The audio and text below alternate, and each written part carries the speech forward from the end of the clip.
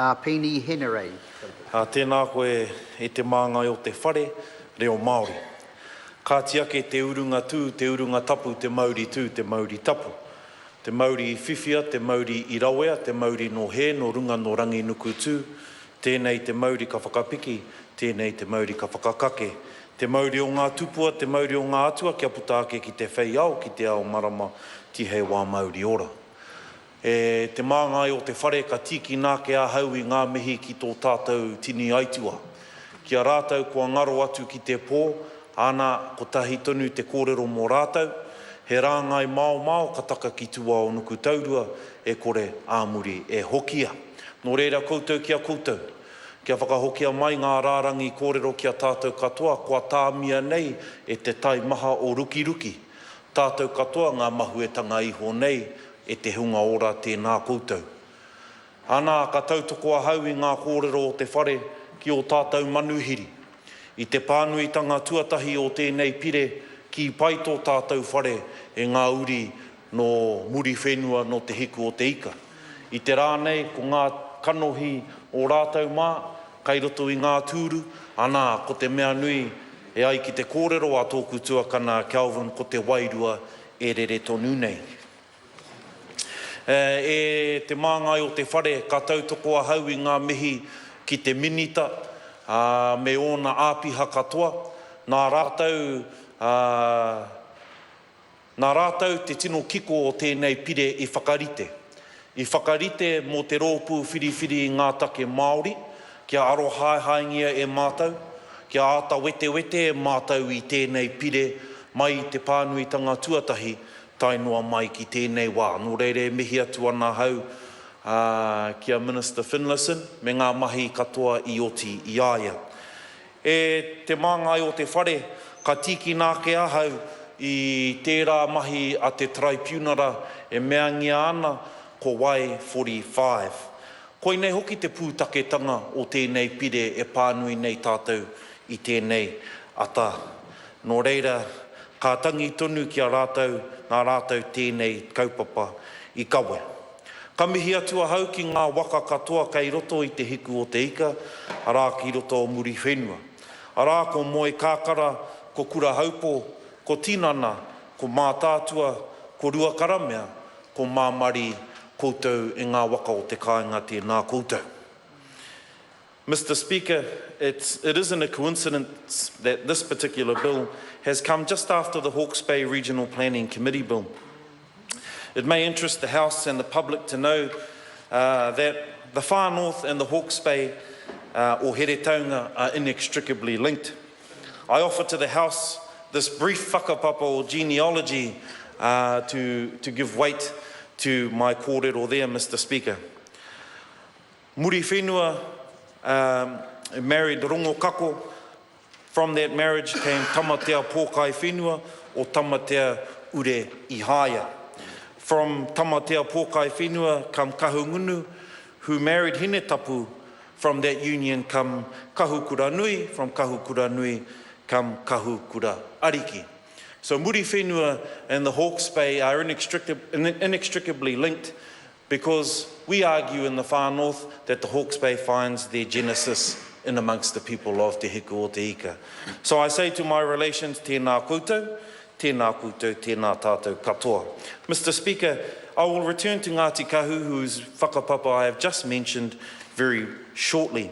But I want to point out that the first reading of this bill in November was my first opportunity to see a bill from the beginning. And when I say from the beginning, I don't mean just the first reading. I mentioned briefly Y45 and the claim taken by our leaders from the Far North to the Waitangi Tribunal. So this matter has been in front of our people and indeed on the notes of this House for some time now.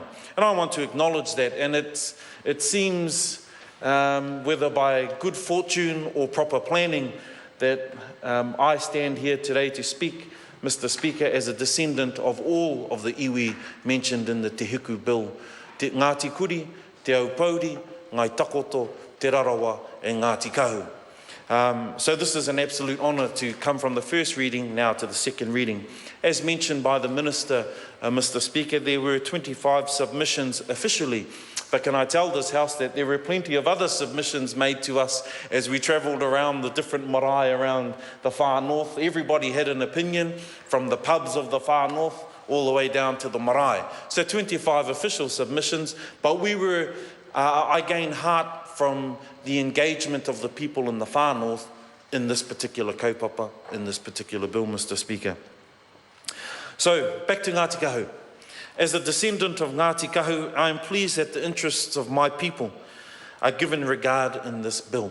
The Minister spoke about protecting the interests of Ngāti Kahu moving forward, who at this point in time aren't at the table when considering this bill and in the negotiations, despite numerous attempts from the Minister and his officials to ensure that this bill, despite the many waka of Te Hiku o Te Ika or Muri Whenua, that this bill would move forward on one waka. And I want to commend the Minister for his patience there, and I want to encourage my people of Ngāti Kahu to, as the Minister pointed out, ivory towers. I want to encourage them to move forward so that the people of the far north can experience the benefits that have already been mentioned by this House. I, for one, go back to my marae that belongs to Ngāti Kahu in a place called Waimahana. My mother would argue it's the centre of the universe, but it's a place where we don't even have power, and that the marae and the whare there is in a poor state at the moment.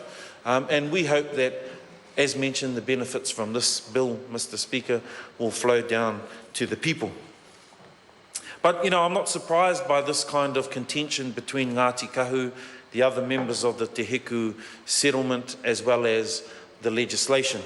Because, Mr. Speaker, it's clear to me, sadly, that the restrictions of legislation do not give weight or consideration to our genealogy.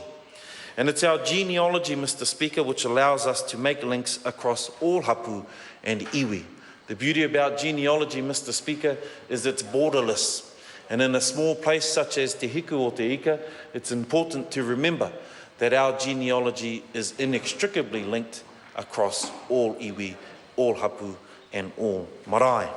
Mr. Speaker, can I pick up the point made about Te Oneroa Ātohe Board, a joint committee to look after our taonga? I am encouraged by this, and if I can, Mr. Speaker, echo the words of my tuakana and colleague here, Calvin Davis, on the matter. Scaremongering in the far north, it's not uncommon, and sadly, it's been in the community for some time now.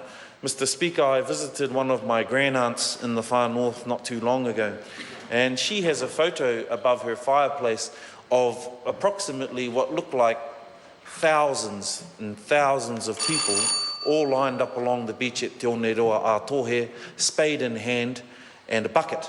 And they were pulling out toheroa the size of a 13 shoe, absolutely huge toheroa. One would fit in one bucket.